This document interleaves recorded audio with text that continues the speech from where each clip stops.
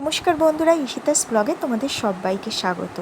Train journey দেখে নিশ্চয়ই কিছু আন্দাজ করতে পারছো যে আমরা কোথাও একটা যাচ্ছি, কিন্তু কোথায় যাচ্ছি?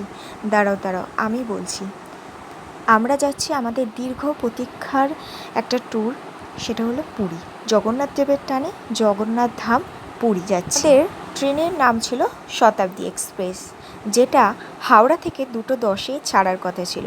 যাই হোক, বাড়ি থেকে তাড়াতাড়ি করে রওনা দেওয়ার পরও যখন হাওড়া স্টেশনে দেখলাম যে ট্রেন আসতে এখনও অনেক দেরি, তারপর কি ট্রেন চলে আসলো এবং আমরা উঠে পড়লাম। পর এরকম আর একটা ট্রেন জার্নি করলাম। আমরা খুবই এক্সাইটেড ছিলাম।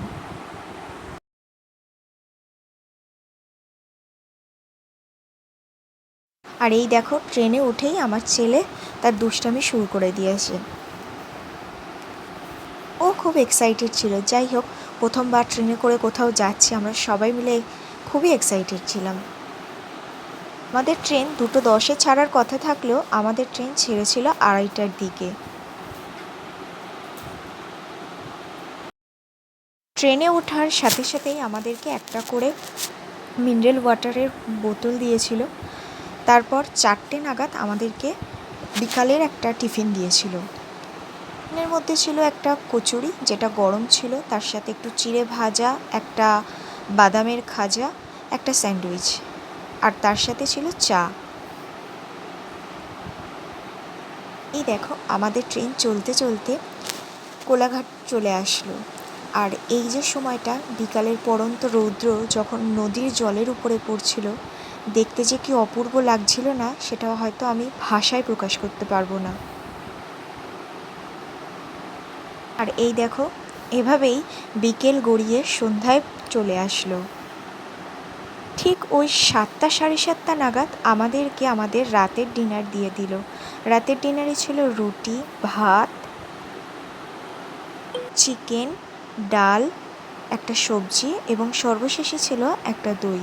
যদি সত্যি রিভিউ দিতে হয় তাহলে বলবো খাবারের কোয়ালিটি মোটামুটি ছিল। আর এই দেখো, ট্রেন ভুবনেশ্বরে যেই পৌঁছালো, তারপরেই ট্রেনটা পুরোই ফাঁকা হয়ে গেল। খালি আমরা ছিলাম আর একজন ছিল। এই করতে করতে আমরা পুরী পৌঁছেও গেলাম। আর আমরা হোটেলের সামনে দাঁড়িয়ে আছি। আমাদের হোটেলের নাম প্রভুপদ। আসলে আমাদের থাকার কথা ছিল শ্রীহরিতেই, কিন্তু যেহেতু সেই দিনের জন্যই শ্রীহরি বুক ছিল, তাই তার পাশে একটা হোটেল প্রভুপদতে ছিলাম। এই হোটেলটিও কিন্তু খুব সুন্দর, খুবই পরিষ্কার পরিচ্ছন্ন এবং ভীষণই সুন্দর।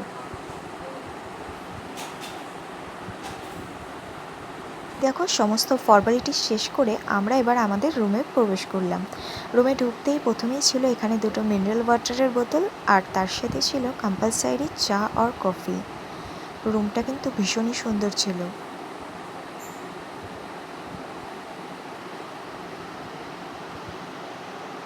ফ্রেশ হওয়ার পরে আমরা চলে আসলাম নিচে।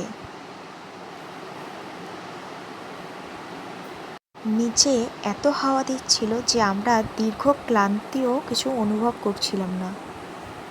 মনে হচ্ছিল এখানে আরও বেশ কিছু সময় বসে থাকি। ঘড়িতে যদিও 12টা বেজে গেছে, এবং আমরা যেহেতু অনেকটা বড় ট্রেন জার্নি করে এসেছি, কিন্তু বিশ্বাস করো একটুও ক্লান্তি বোধ করছিলাম না। কারণ পাশেই যে আছে সমুদ্র, সমুদ্রের এত সুন্দর হাওয়া যে মনেই হচ্ছিল না রুমে গিয়ে বিশ্রাম নিই, মনে হচ্ছিল বাইরে বসে থাকি। তারপর আর কি, পাশে একটা সুইমিং পুল ছিল, তখন মনে হলো সুইমিং পুলের কাছে একটু যাই এবং সেখানে গিয়ে একটু কিছু সময় থাকি।